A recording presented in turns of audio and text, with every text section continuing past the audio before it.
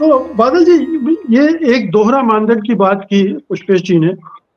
एक छवि, एक अभियान डेमोक्रेटिक होता है जो दुनिया को दिखलाने के लिए होता है।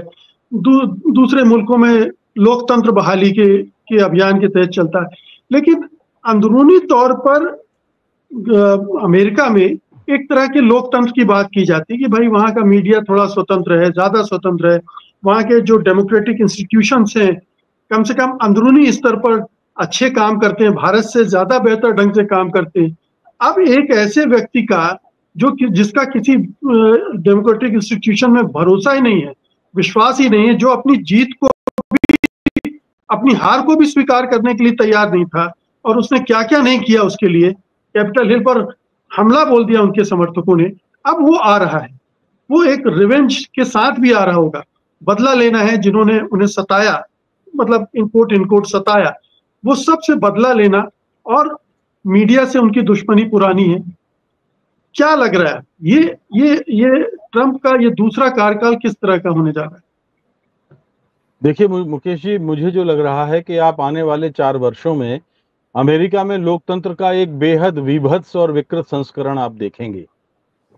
और इसकी शुरुआत हो गई थी बराक ओबामा जब तक थे, और बराक ओबामा के जाने के बाद से वहां की लोकतांत्रिक नींव की ईंटें खिसकनी शुरू हो गई थी। और जब ट्रंप आते हैं तो जैसे कि आपने अभी अपने शुरुआती संबोधन में कहा था कि क्या वो तानाशाह हैं? अरे मिजाज से तो वो अधिनायक हैं ही। उसमें होंगे, आपने कहा था कि क्या होंगे, वो होंगे नहीं, वो हैं। और जिस रूप को अमेरिका के मतदाताओं ने उनके पसंद किया है, माफ कीजिए मैं थोड़ा सा भिन्न राय रखता हूं। अगर जो बाइडेन ने अपनी भूमिका प्रभावशाली ढंग से निभाई होती तो शायद स्थितियां कुछ और होती, क्योंकि जहां से कमला हैरिस ने उठाया उस वहां से वो इतने मुकाबले में ले आई अपनी डेमोक्रेटिक पार्टी को, यही बहुत है। क्योंकि अमेरिका का जो परंपरागत मतदाता है वो बहुत महिलाओं के बहुत का पक्षधर नहीं है, जैसा अभी पुष्पेश जी ने भी कहा।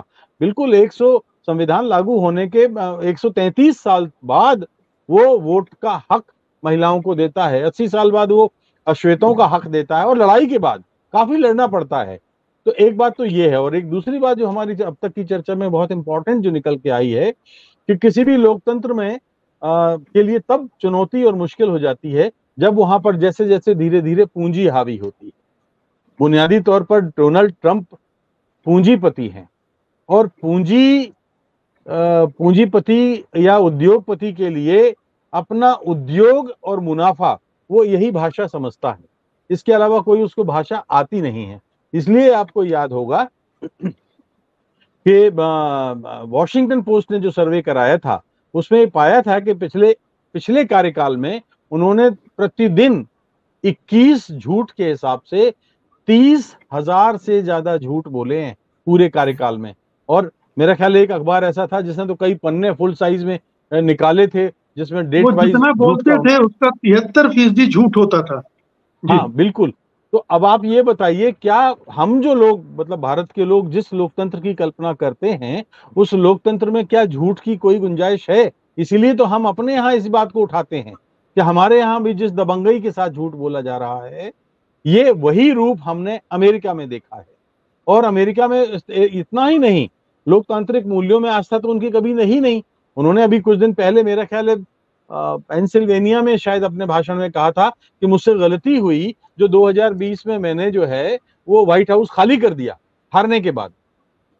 अब आप इसका क्या अर्थ लगाएंगे? यानी वो ये चाहते थे कि जो है हारने के बाद भी वो पद ना छोड़ते। ये कहीं ना कहीं उनकी मानसिक प्रवृत्ति। तो मैं ये कहना चाहता हूं कि अमेरिका की जो मौजूदा दौर की में जो प्रवृत्तियां हैं, वो प्रवृत्तियां लोकतंत्र को हताश करने वाली हैं, निराश करने वाली हैं, और वो जो है आने वाले दिनों के लिए बहुत ही गंभीर चुनौती पेश करती हैं। मैं ये नहीं कहता कि कमला हैरिस अगर आती तो कोई बहुत एकदम लोकतंत्र की बयार बहने लग जाती, क्योंकि वहां की जो राजनीति है, वहां का जो लोकतंत्र है और हमारा जो लोकतंत्र है, उसमें बुनियादी फर्क यह है कि हम अपने लोकतंत्र में कुछ सिद्धांतों, आदर्शों और कुछ उसूलों की हम एक कल्पना करते हैं और उनके संरक्षण की अपेक्षा हम अपने राजनेताओं से करते हैं।